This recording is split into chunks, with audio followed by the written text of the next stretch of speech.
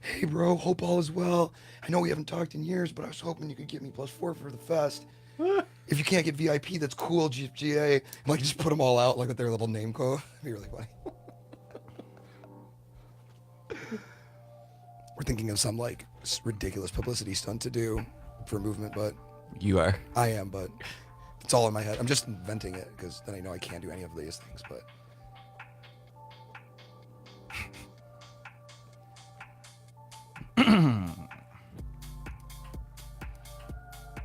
What you're really telling me is that I just have to go rogue on this, and I just have to go rogue on this and surprise you with it on stage.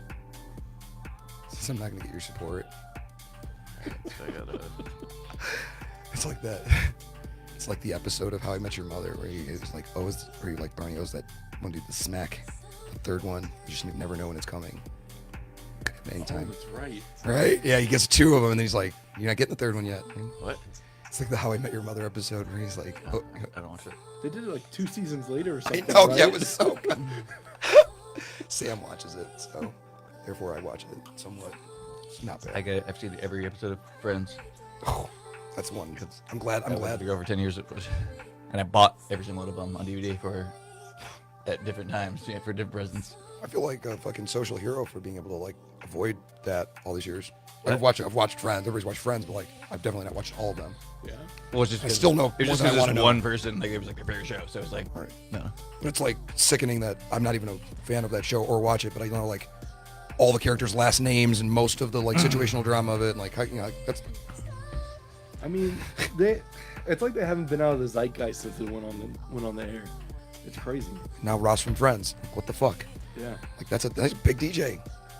You know, right away, like immediately, it's like boom. There's a DJ named Ross. Yeah, and he's crushing it too. Yeah, there's like Yeah, and he's friends with DJ Boring and DJ Seinfeld. Yeah, it's not fucking making this up, and they're kind of killing it right now. They're kind of actually really good. All right, this is the first topic we're going over. While like giving them props by making fun of the names, but they know them. I got it. He's like, this is good. When you get Brian on any mic, it's fucking gold. This is very rare. I'm telling you. It's like the rest of the DJ performance is like a Penn and Teller thing. Like I'm always the one on the mic. He's never the one on the mic. So if you can get him on a mic. Well, this is like choice. Okay, it's like this, and like we're doing a Mix Mag Lab soon. Yeah. And so it's like like if you can just like make it work that one time on camera, then it like lasts for years. Like I'm not saying this is gonna be like some huge crazy thing, but it's like the content's there then, and like I don't have to be like that all the time. I can just I just reached a bunch of people without having to do it a million times. Yeah. That would be the That's the way to stunt. do it. I'm saying like it feels like I want them to watch this and be like, oh, I feel like I just hung out with them, like, but We should stop the Mix Mag Lab set in the middle of it and just do a little talk. Like, I know this isn't really normal, but I just wanted to take this moment to like talk about, animal cruelty, and it's just like getting like a thing, and they're all like, like the staff's like, what the fuck are we doing? I'm about to put these mics hot. Okay, this is like I have a very horrible mind when left to my own devices, mostly related to how to fucking just ruin my career. I don't know, like, it's mostly just talk though. Yeah. You have to get that shit out, or else it leads to action. Yeah. Yeah. Or one would say that saying it out loud leads to action, leads to it happening too.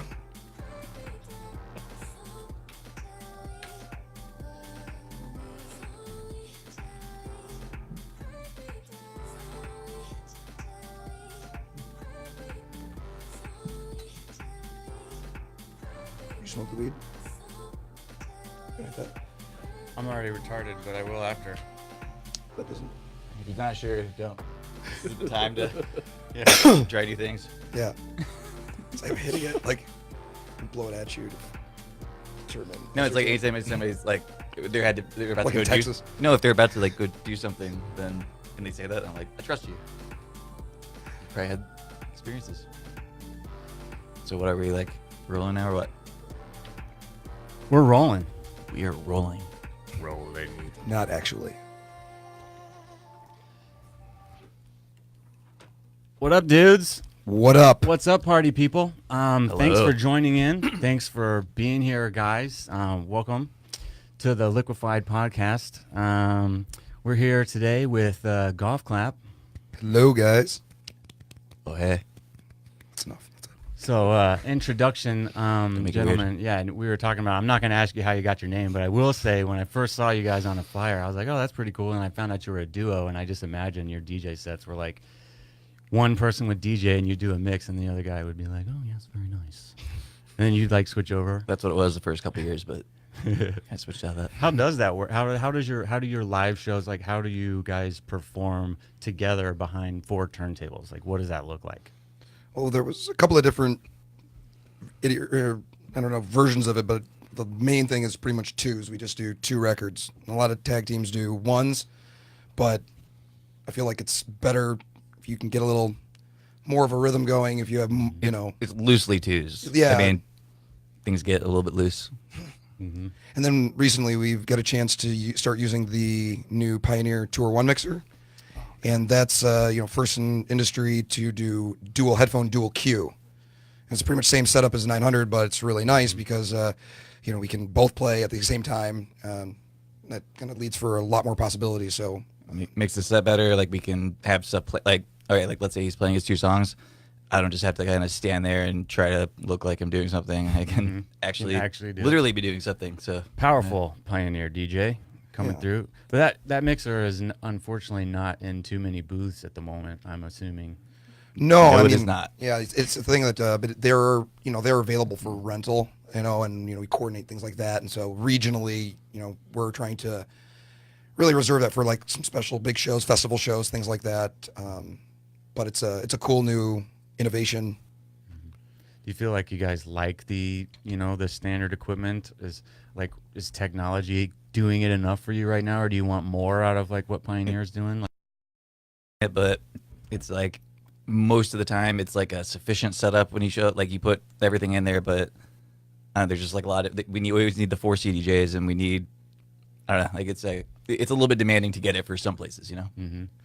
So, what features do you guys think would improve your sets? Is there anything like that? Well, I mean, you compare it to everything from beforehand vinyl to now. It's night and day different, and in that regard, we have more than we'll ever need because it's completely changed the game from 2 records and then eventually 3 EQs, just a crossfader and little tricks to now you're pretty much your live remixing, live sampling, a number of different things, and where there's that whole age-old debate of they're syncing now and versus vinyl versus all that thing.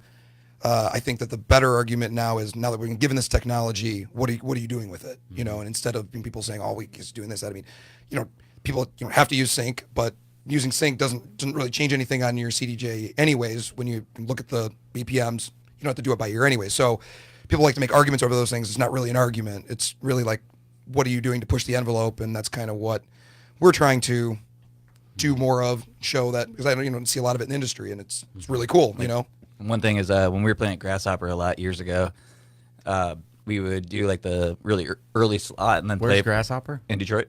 Okay. And we'd play like Is that home base for you guys? yeah, and that's like where we used to do all our shows and stuff. So like we'd play like a 3 or 4 hour set sometimes. Like we'd just show up at 9 at the beginning, and like the bar's just kind of like turning the lights off and stuff. And so it's like you sit there and you're like, all right, I'm gonna one by one look at every single feature on this, and I'm just gonna annoy the shit out of everybody in this bar.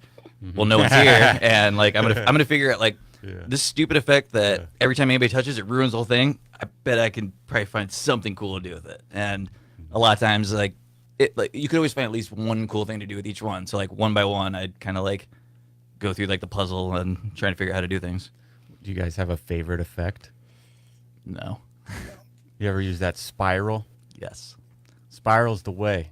I think it's a combo effects is really the thing, and that's kind of like now after north of 1,000+ shows together, we can do things in tandem together, and that's kind of like that's the unique thing. I mean, there's people that tag team, and there's people that use the tricks and do the effects, and people can do 3-4 decks, but we try to do like things that I know he's going to do something, or I'll be doing a trick and he'll pull out all the other tracks while I'm doing it, because things that even for a DJ to hear, listening to it, you're like, that can't be done with 2 hands. Mm-hmm. So at least to really point that out, I guess, as much as possible. Like, all right, so I played drums first a long time ago, and it's kind of like if you're playing with a band or something, like you and the bass player will be like, oh, I know his like fills that he does, and like I know like he usually does this kind of fill, and when he does, I can pull out the bass. Like I don't know, you start to like learn the tricks or whatever, and so it's like I I don't know. We just kind of don't always know exactly what each other are gonna do, but you have seen it enough times that you kind of. Right. And we don't know each other playing either. Like we go through the same email. Obviously, we share the same email address for promos and whatnot. But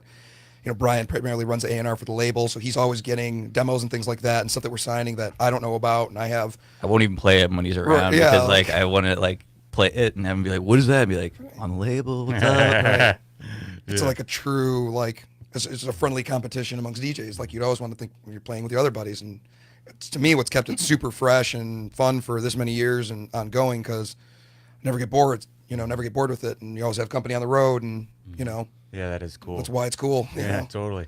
So did you guys start on vinyl, or did you start in the digital domain, DJing? Vinyl. Yeah, both vinyl. But before we knew each other, it was weird. We actually, when we met each other, we talked about that. Like we had gone to some of the same raves in Chicago, same era and stuff. And we were like, "Oh, you're at that party. I was at the party," and we'd never crossed paths though, which is weird. I mean, it's How big. far away is Chicago from Detroit, like driving? 4 hours ish. Yeah, 4 hours.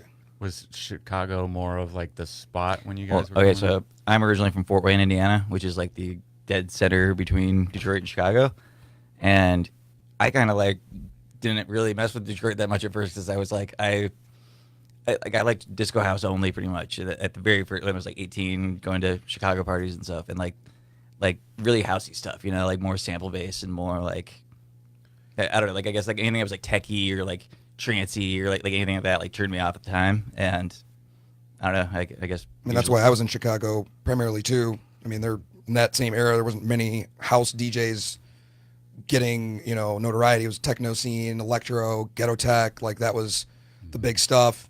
So a house fanatic from Detroit had to go to Chicago to find records. No other way. So I was flying out there, staying on my buddy's that went to DePaul, his dorm, get all my records at Gramophone, Hot Jams, and then like mail them all back, and that was kind of cool because you can come back at that time. You come back to Detroit and have music nobody's even ever heard before, at that time. So I mean that's where I spent a lot of time. Like sometimes now, like I'll kind of discover stuff that happened maybe 10 years ago that at the time I wasn't really into it, but now I appreciate it more. Mm-hmm. You guys still have your record collections? Yeah. It kind of. I like, all right, every time I go through it, like every couple of years or something, I'm like, all right, I'm going to get rid of like 20, like the worst 20% of this. Because like each time I see my vinyl collection, I'm like, I care less and less about this. It's older. It's more, they're all like in they're very used records. I like, I'm one of those people that when I was playing like I wouldn't start putting them back in their sleeves because I'd be at the show and like I would try to like jam it in there and like there'd always be like this one little thing in the middle that wouldn't go on the left or the right. Totally. And you do this Right and you'd be there. like, motherfucker. And you just like, you get, Yeah, like, you just jam it. And I just like, Yeah. just while like you're decimate playing, the you don't entire have- case yeah, and like totally. I don't He miss was that. in time trouble. I so don't miss that. Yeah. Yeah, that's the whole thing. I mean, the technology is awesome now. We have it so good to be able to travel around with a couple of USBs and have everything you'd ever want. It's getting better every day. I also can't imagine being a DJ and not being able to play your favorite song. You know what I mean? It's like if it's like vinyl, you're like, oh, my favorite song, I just heard it. So maybe in like a few months they'll sign it to something and hopefully they press it on vinyl. And then if they do, maybe I'll like remember it and still like the song. And then I can order it and then they'll mail it to me. Maybe And then I'll mixtape. like, I don't know, it's just so like, Maybe I'll be at the rave that they have that mixtape at. If Pioneer made a CDJ that was like a record, like I know some companies have done before, would you prefer that over a CDJ? No. The platins on these CDJs are infinitely more accurate than those were. The tactile feel is like a small consolation to make for digital accuracy. That's the thing. So if you could show up at District tonight and all of your songs that you brought digitally were sitting right there in order in a record case for you, you'd be like, fuck that shit, I'm playing on my jump drive. Right. yeah. So where do you see technology then shaping? Well, okay. In that hypothetical situation, that would be so Like we could do incredible it. that I'd still be like, totally do oh, it, I guess yeah. I'm just going to do it because Yeah. that's impossible and it's just happened. But Yeah. other than that, no. Like every time, I guess, I don't know, like when we've done vinyl sets and stuff, it's like I mean, part of it is because we're not vinyl DJs now, so we're not like staying up on our stuff. You know what I mean? It's like you'll go back and you'll play something from like years ago that you're like, oh, this is kind of the vibe, but it's not exactly the vibe. I don't know. If you're at a place and the DJ is playing all vinyl, do you kind of like give him a little like a kudo point? or do you just not? I haven't been anywhere where I played vinyl. Years. Yeah. Yeah, you don't see it. I haven't seen anyone. Bottom line is since- like records warp.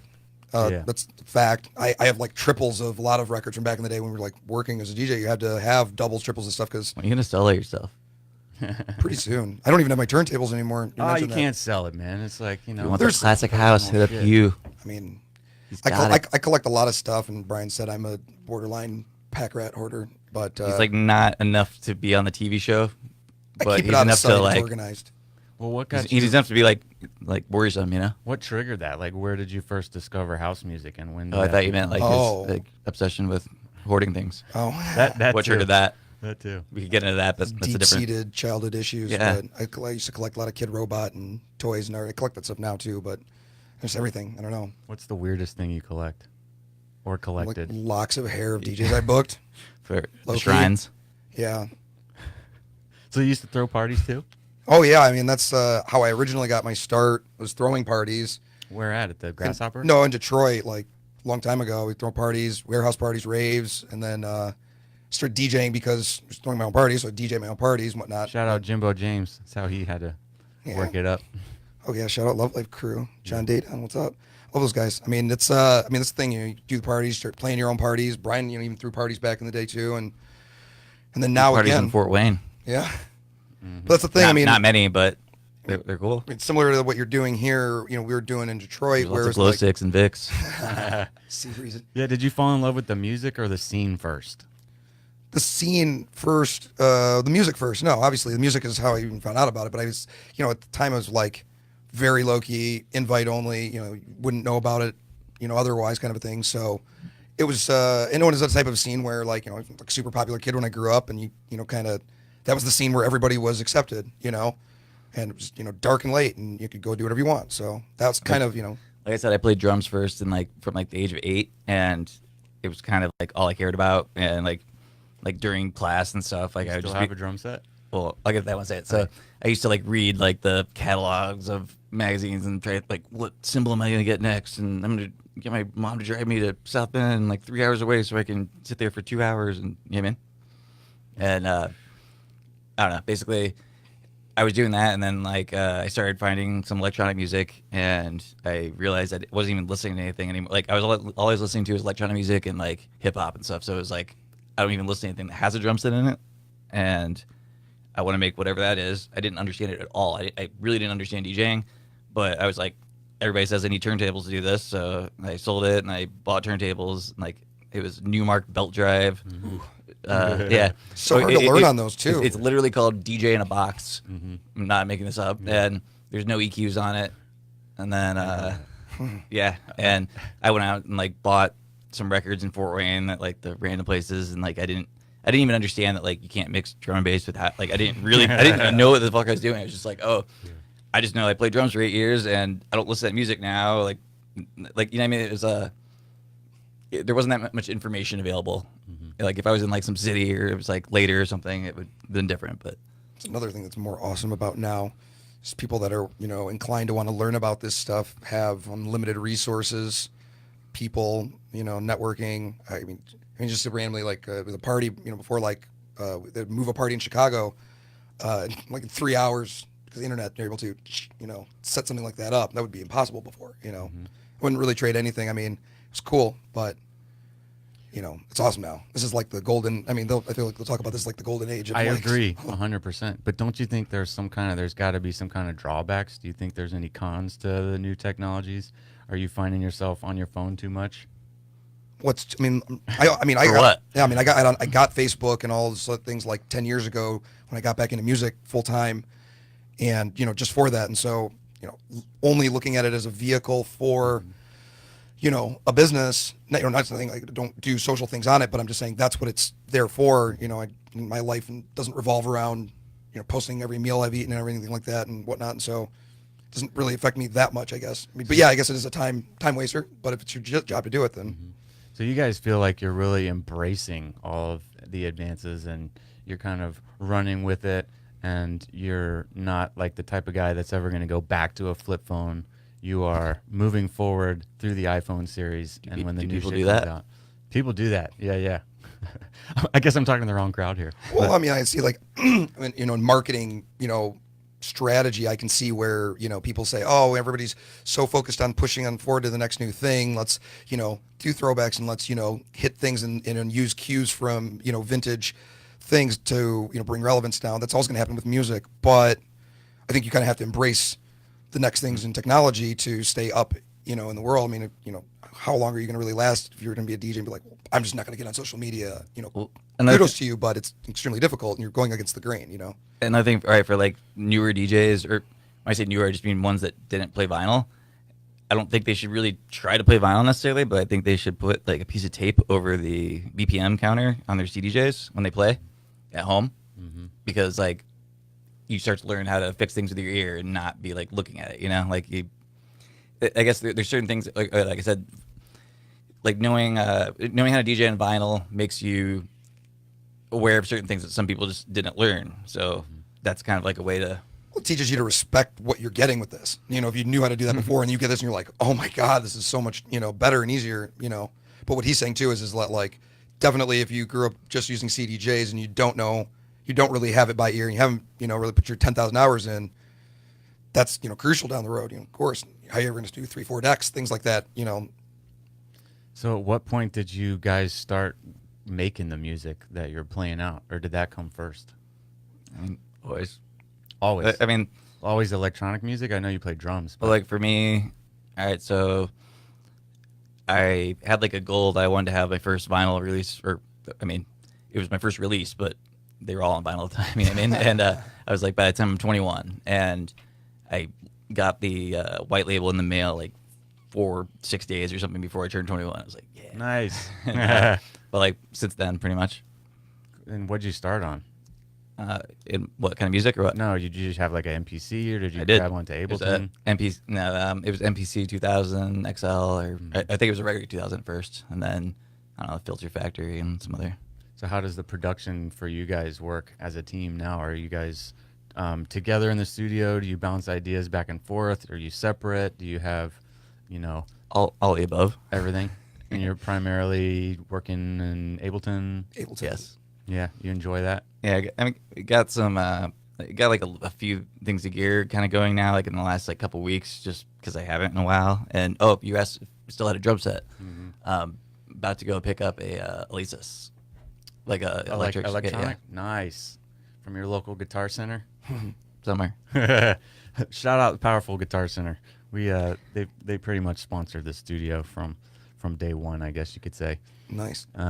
It just looked like without researching it a ton, it looked like like Elise's one kind of looked like they were like the range about how much I care about it right now. I just want to kind of get back into it. It's not like we're taking this on stage and doing a live set, but yeah, but I mean, I think that's like a really strong option, to elevate to the next thing. There's only really so far you can go as a DJ, playing any kind of music. Yeah, so I didn't really touch on this, but this is live, and these guys are actually playing tonight at District. Atlanta. With who else? Dylan Nathaniel. Young Shout Dylan. out Young Dylan. Shout Young out Lord Dylan. Dylan. So he's coming out. If you guys Got a new wanna- release out today too. Oh shit! Go grab his new release Mousetrap. on No. Beatport. No, It's that, on, that already came out. I'm sorry. Big Beat. On Big Beat. Nice. And all of those songs are insane. Killer production from these gentlemen. And he has red hair now. Really, he just dyed it. Yeah, it's Like a ginger. He's so like, luscious. You bleached have it to first. come admire it. Nice.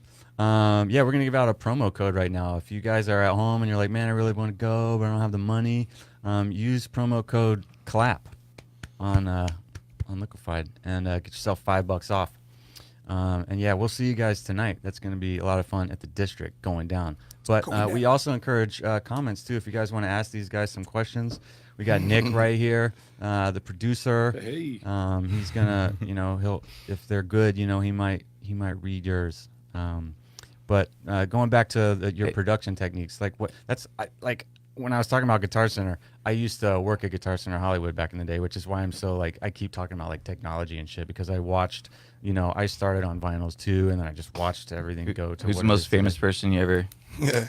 It's on there. I will be honest. When I first started working there, I thought, oh, maybe I'll see some famous people. But dude, it got to the point where it was like literally someone huge would come in every single day. So it became just like second nature. They had a thing, like how big? I'm just like Steven Tyler, Randy Jackson, yeah, okay, that's kind Bruno of what Mars. Well, because I remember when I walked in there, I was Yeah. like I was the first time I went there, we had to go get a cable or something, and it was like right by all the studios and stuff. You know what I mean? Like, there's a million studios in LA, and like they have to go get if they're like, oh, any cables? It's like, I don't Yeah, know. totally. So I got to the point where I was never, got starstruck or anything. But there was a time that it does stand out in my mind, which was pretty funny. I was on the phone with like a customer, and Steven Tyler walks in, and I literally told the guy to hold on a second.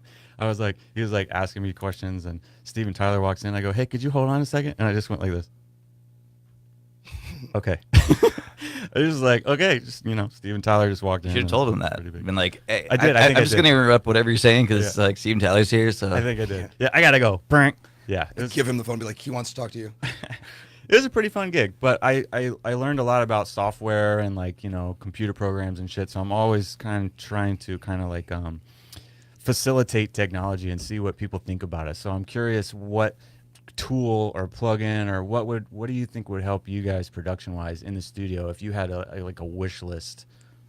I mean, honestly, I think there's way more than anybody needs ever right now, and it like really you don't need anything more. But the only reason, like every once in a while, I'll just see something and be like, oh, that looks interesting, and like it doesn't mean we need it, but it's like if it's gonna make me curious to play with it for a few hours, then it's worth it because it's like the inspiration thing. It's like if it's fun to like, okay, so like if you have a piece of gear, sometimes it's like it's not that big a deal really, but it's like, oh, I'm gonna have fun playing with this and stuff, and therefore I'm gonna spend a few more hours on it than I normally would have. Yeah. That kind of thing a lot of times. Yeah. Do you guys hit ruts in the studio, and if so, like what do you do? Get out No, of just basically just go in there and piss excellence that? every time. Yeah, I mean, No, yeah. Where do you- One take. where do you Yeah. see the technology, not even technology, where do you see kind of the scene growing? Because obviously it's evolved. You guys, I guess, are in the house scene. Do you consider yourself deep or tech, or do you get into that, or are you just I wouldn't house necessarily say we're in the house scene per se. I mean, musically? I mean, musically, house, yes, but it's such a broad thing, and like we've put so much effort in the last 3-4 years into like being involved in like the festival circuit that I think that like it's important to really blur the lines of really the genre as much as possible. Like, okay, so a weird example is the last thing we did with Dylan Nathaniel. It's on Idris Elba's label, and it's like it's tech house, but it's not like I don't know, it's not super banging or anything. And when I go on 1,001 track list to see who played it, it's like Jaws, ZZ, Diplo, and Gorgon City, and zero tech house DJs. Well, I guess Gorgon City's kind of tech house DJs, but It's just like a different it scene. is. It's like I mean, I guess it's like it's almost like the connotation type thing. It's like if it came out on like the super tech house label and that's all we were pushing and stuff, then those people would feel like they should be playing it. But since we're kind of in that festival scene, like I don't know. I don't think there's like a really big connected house scene in the U.S. I feel like there's a house scene in Europe, and that's like like an all tour together and do all the festivals, and it's like those are all the house DJs. When you think of like that, that's who's going to get picked for most of those things. But in the U.S., I feel like there's festival DJs, that scene, which really involves a lot of people from like you said, like the Louis the Childs, Jaws of the world, to house DJs, like AC Slater and Sheepsod and Dirty Bird guys, and like there's just, but it's like it's not one style of music, and it's evolving constantly too, and that's what the other thing I feel like is important, because the minute you say that you're one thing, it's kind of like drawing not even a line in the sand, it's like drawing a circle around yourself that involves you with these people and not with others, and there's no real benefit to that right now. I mean, have these people come up to shows and don't necessarily care or know what they're listening to, and they're there to see. Really, you want to be at the parties where everybody and everybody's friends are going to be at. It's the community. Do you feel like there's a particular genre right now that is like hotter than the rest, that's getting more of play or whatever? I definitely think that like that drippy off for like halfway between chill and like big full-time festival stuff is really moving a lot, because we just talk about this, like there's kind of two different things. You play your music for live performances, it's really heavy, intense, really interactive, but it's really also important the music that they listen to the other 95% of their life they're not at a club, that they really work out to, that they listen to at work, and the streaming and stuff like that. And that's a huge market now that is for me just as important. I mean, may not necessarily convert to selling tickets, but those people are doing very well just on streaming music too. Like whenever I'm home, so like the more banging stuff we play, it doesn't mean I like it more or less or whatever, but it's like when I'm at home and I'm by myself, like I'm more in like a chill. I'm not like, oh, I want to just dance in my room by myself, and like he's It's like a piece of railing in his room at the end of his bed. Yeah, just sit there and just ride the proverbial rail. ride every rail. Yeah. Speaking of that, shout out to the young Lord Dion. Timmer. Shout out Dion. He's also got a new record out today, and so does it's with. It's with 1,000 Volts, which is JCO and Redman. And then it's got Kid Capri. And it's got Kid Capri on the vocal, and it's on Deadbeats. Nice. Shout out Deadbeats, by the way. That's just a crush record, and it's an all-star collab, and it's with a really great label. I mean, speaking of that label, they're one of the few in the U.S. that it's, they really, you can see that they do everything together. You take the artists in, we do the records, we do the promotions, we do the remixes with our guys, we bring them on tour, and, and ZZ's a big enough act where they can really do that, and you can see these acts have very viable chances at success. Same kind of thing that Mousetrap is doing. It's met a couple of the new guys that are about to blow up on them, Jenga and Lick. 1788. Well, yeah. Well, he's already blown up. It's already. Yeah, he's pretty good. Don't let that get to your head. You guys have a label, right? Yes. Oh yeah. Country Club Disco. It's a label and party brand, and soon to be again an apparel brand. We've had the apparel kind of on hiatus for about a year or so, kind of to reorg, and I saw some kind of things that were just never really going right with merch, not just for us, but in general. And so I wanted to wait till we could do it the way we want to do it in the end. So that's. You guys gonna have any turtlenecks? We're gonna have everything. It's gonna be, we're essentially taking in our full-blown manufacturing, start to finish, eventually doing cut and sew and stuff. And we want to make clothes for other people, and It's gonna be like jean jackets with bedazzled, like Nice, dude. that puff paint, Yeah. and airbrushing. Yeah. a lot of that. Turtlenecks back. I think that'd be good. You do turtlenecks, but you have to have like something. lots of rhinestones. Of course. So, who are some of the artists on your label? Let's see. The last few ones have been like we had West End, at Aylin, Codes. Shout out Codes. Chris Tolan, Powerful Codes. Zendlo. Yeah, Zenlo. Who also has a record today. Nice. Those are the Big three. release day. What's It's today, Friday? What is it with Mr. Tape on Cascade's label or? Yeah, Remix to it's on Cascade? Arcade. It's a remix. Yeah, we also do PR services for your other DJs out there. Just Yeah. plug your stuff. Where it's kind of Well, who's inspiring you guys right now, or who are you guys looking up to, and who do you think is like? So like the kind of a very diverse amount now. Like that's kind of what I was saying is that like now that we're playing a bunch of shows all the time, and we're always out. It's like every 2 weeks or something. Like I'll have like a day or two where. Like okay, so we were talking about ZZ. So like they were just here recently, and like we have like the same management team that works with us. So like we went there to meet them, and it's like we hang out there all night and hear that. So it's like the next 24 hours. That's like what's in my head at least. And so like I'll sit there and like make like weird sounds like that or something. You know what I mean? And then like 2 weeks later, I'll hear like a bunch of like chill stuff on Spotify that's like totally like more down tempo. And then for like a week straight, that's all I'm listening to. And it kind of goes in little cycles.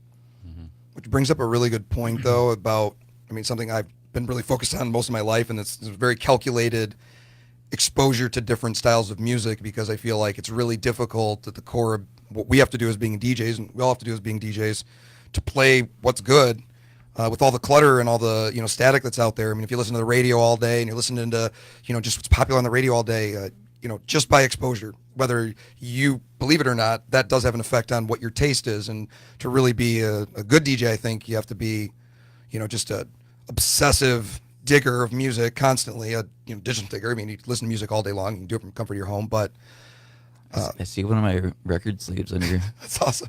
computer over here. They keep flipping The over. part of game then in stereo. there. Cool. Yeah, like I said, I went and saw you guys one of Jimbo's parties at El Camino. No, this is a Brian Jones though. For one of the older records. 10 years ago. Nice. Oh, cool. On DJ Dan's label. Sweet. Powerful DJ Dan. This is the Shout Out podcast. Yeah. Get your plugs in. Yeah, cool. Yeah, I'm a big fan of just music in general, so I have everything from. There it is right there. Part of the game. I remember that record. That was a great record. Sweet. That makes me feel cool.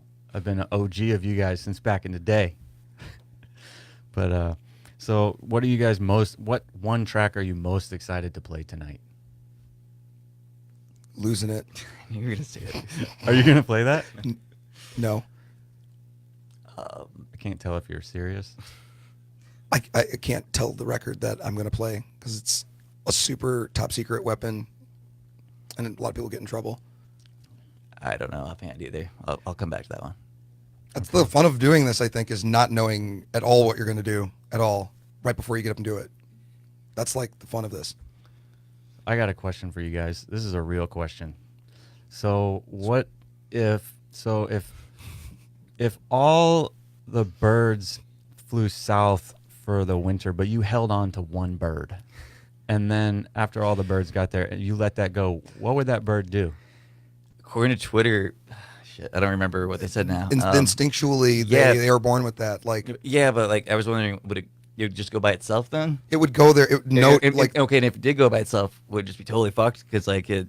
yeah, all other animals except for humans are born with a ton of instinct sets. Humans are only born with the fear of being dropped. It's the only thing that's like in you when you come out of the womb.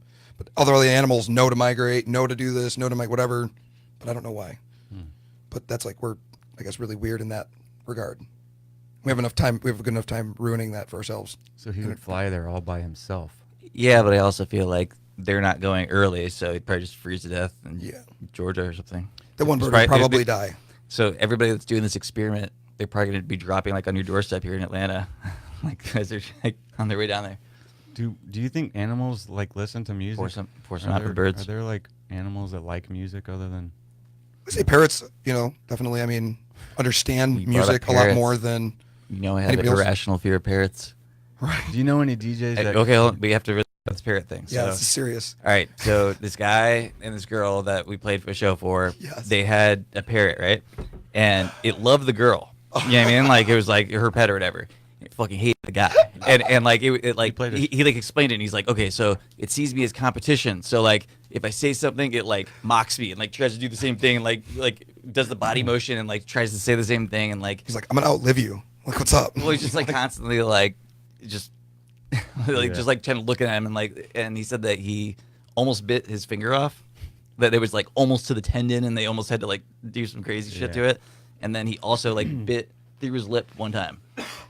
Whoa, that's crazy. You could get that So close basically, to a parrot. parrots are terrifying. But I also have been talking about sampling one in a song for a long time, and I still haven't done that. You just sample the Alexa parrot, the one that was like ordering a bunch of crap. And I somebody's- want to get like I want to have the parrot in front of me so I can tell it what to say. You know. We just got a Alexa for Christmas. It fucks with our cats. Say, Alexa, make cat noises. And freaks the cats out. I tried to program something in for my girlfriend Samantha so that you'd say, "Wake up" or "Good morning, Alexa," and it would turn on the music and play Detlef Swag On. But there's no way to like cue it up to Hop the, up to out the my break. bed. So you put it on and it's like a minute and a half of You just want like the ringtone, the hop up Yeah. out my bed, trim my Right. But really, it's just like boom, boom, boom for like a minute, and then you're yeah. like, wow, I just woke Hurry up, and up. that's really annoying, and not getting to the thing where I wanted to. It was funny. We were all like having lunch one time in catering at Electric Forest one year. We're sitting there, and like I just completely embarrassed Samantha. And like somebody else was like, "Yeah, that's the guy right there." And so we were like, "Oh my god," like fanned out. It's pretty funny. What's your favorite festival? Electric Forest. I mean, it was my first festival as a spectator. I only missed 1 year out of the 10, and we played the last 7 in a row. So I'll be quite sad to not be on the official lineup this year, but I'd say force and movement, yeah. yeah, Forest Movement. That was just hometown love for sure. Nice. Do you guys feel like there's a particular like geographical location that responds better to your music than other places? Ooh, I mean, the bigger the city, it's like, right. I don't know. I mean, like right now, I would say outside of size of city, I would say Denver and Chicago are probably the Chicago's two the third biggest city. third biggest. Oh, yeah, In the US. I guess in Denver's not like the biggest city, but I mean, as far as like the yeah, I don't know Denver. biggest, You know, a lot of useless facts like that. markets. He does know. He does. Random. We go to Texas. I love And I always Chicago. get confused, and he always knows like which one's the biggest city in Texas, because a lot of them are big. What's the weather going on in Chicago right now? Is it just balls cold? Windy. Yeah. They have all those revolving doors. So you have to run in there. Yeah. Shout out Chicago. It was fun. New Year's Eve was a blast. We had a great time at Spy Bar. And then I almost pulled the USB drive out. Yes. Like Oh, no. like I haven't done this in Are like you 3 drunk? years. No, I was just okay. We had the same drive, same brand. Okay, so what it was is I plugged it in there first, and it didn't work, and like because it wasn't like linked or something, and like so I pulled it out and then moved over to the side, and then when he came up, he plugged his in the same like it's the same drive, and he plugged it into the same one I had mine in earlier. So like I had like the mental image of like, oh yeah, I Yeah. did that, you know. Yeah. And like I like went up there and he gave me like, well I can't tell because he had the mask on, but he gave me the What were- what I believe to be is the terrified. Please don't fuck me like that. Yeah. It's really packed. Don't pull up my first song and make me look stupid, please. And I didn't. And then we went on an Uber and we went home.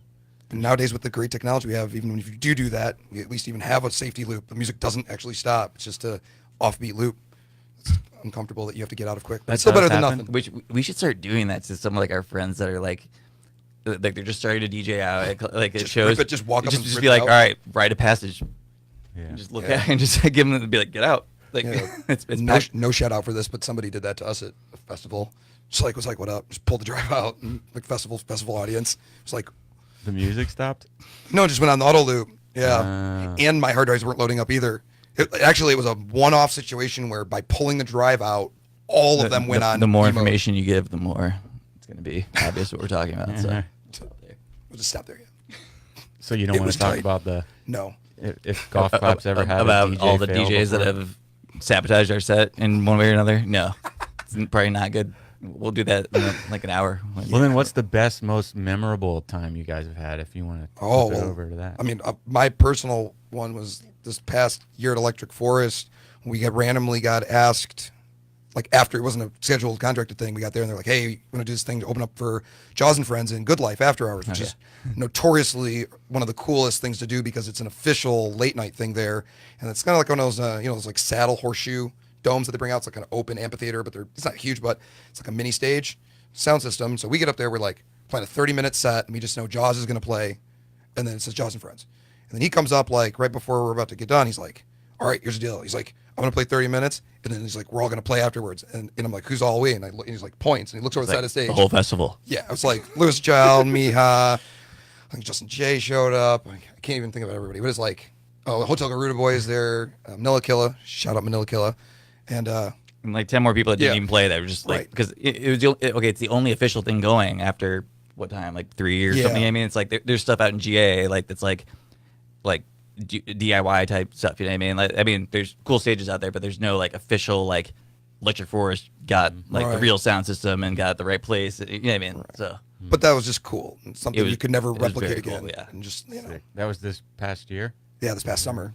And that's like the weekend of my birthday too, so super tight. Nice. That was one of your moments too. yes. What was the consensus? What was the It's rare. aha moment for you guys, like musically, before you really got into music? Like a song or a moment that like spoke to you, where you were just like, "Oh shit, this is it right here," How far back do you want to go? Because I mean, all the way back.